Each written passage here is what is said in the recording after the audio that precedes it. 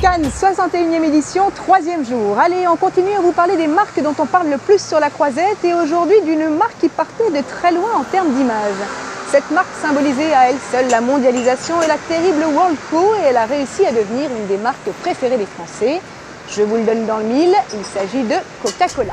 Alors pourquoi Coca? Eh bien parce que c'est une marque qui a fait un pari super audacieux. Elle a décidé de repartir à zéro, de revoir toute sa stratégie de communication, toutes ses copies publicitaires, tous ses packaging, et ça a payé. Depuis 2006, ce ne sont plus ces films à gros budget qui font parler d'elle, mais plein de petites opérations plutôt bien ficelées qu'on va vous montrer. Tout commence en 2006 quand Coca s'autoproclame fabricant de bonheur, Happiness Factory en version originale. Depuis, c'est à coup d'innovations médias, plus rigolotes les unes que les autres, que la marque se fait mousser. Le distributeur de surprises aux bouteilles personnalisées à partager entre amis, au sens figuré comme au sens propre d'ailleurs. Le poids lourd de la catégorie des boissons gazeuses n'en finit plus d'alimenter la planète pub en apparition de ce genre.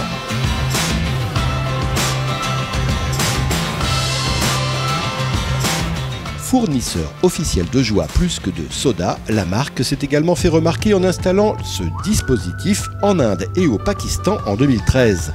Deux pays déchirés par un conflit qui n'en finit pas, mais surtout deux peuples réunis virtuellement autour d'une machine à faire la paix autour de quelques bulles. Cette année, c'est à Singapour que la firme a voulu faire un petit pas pour l'homme et un grand pour l'humanité, en tentant de rapprocher les habitants des ouvriers étrangers qui construisent le pays dans l'indifférence collective. L'innovation oblige, ils l'ont fait en utilisant des drones, cette fois porteurs du breuvage, et d'un message de remerciement adressé par les citadins à ces travailleurs de l'ombre devenus ambassadeurs de Coca-Cola, à titre purement honorifique, bien sûr. Thank you for helping us build our buildings.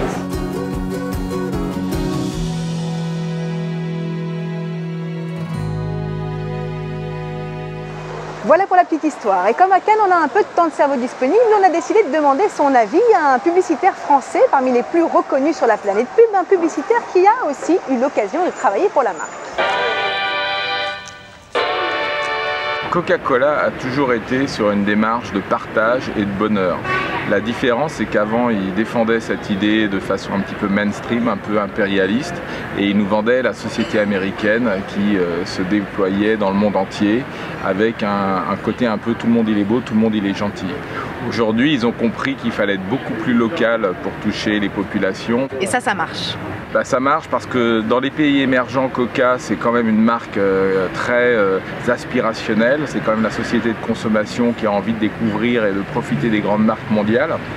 Par contre, dans les pays très développés, Coca marche bien sur du Coke Zéro, mais sur le Coke Red, c'est justement toute la difficulté de corriger cette image de marque qui justement participe peut-être trop à l'obésité. Donc ils ont des problématiques totalement différentes d'un pays à l'autre et il y a un rapport à la marque, un peu d'amour-haine selon les pays.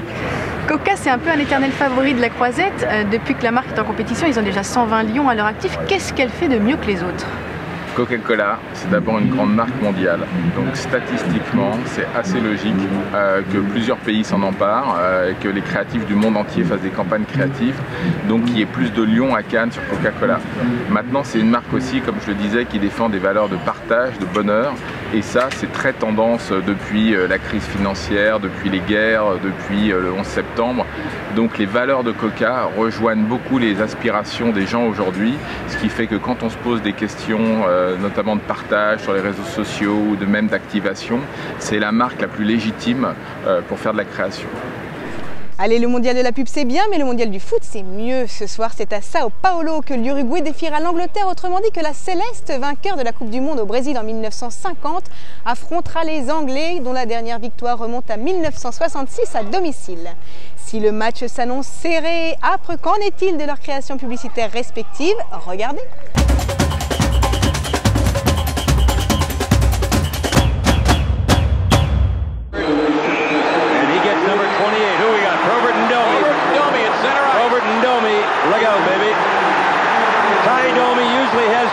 Against big guys with long reaches. And this guy is a character. He's an entertainer. And look at him swinging at Probert. Got the left going. Probert dinged him with a right. Boo! Probert's got a mad eye. Oh, favourite recipe sausages? They're the new range from Walls. Walls. Succulent pork, tasty sausage seasoning. Table.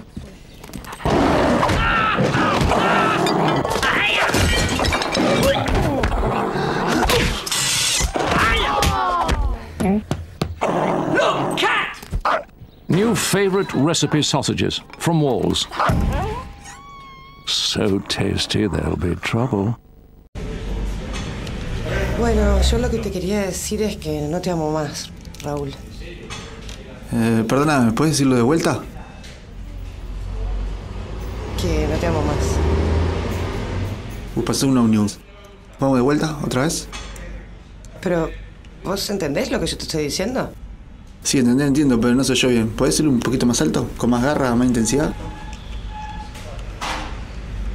¿Vos sos imbécil? No improvises, amor, decí lo que tenés que decir. No, vení. Me estabas rompiendo el encuadre. Ay, sí, con la carita para la ventana. Divino. ¡Corten!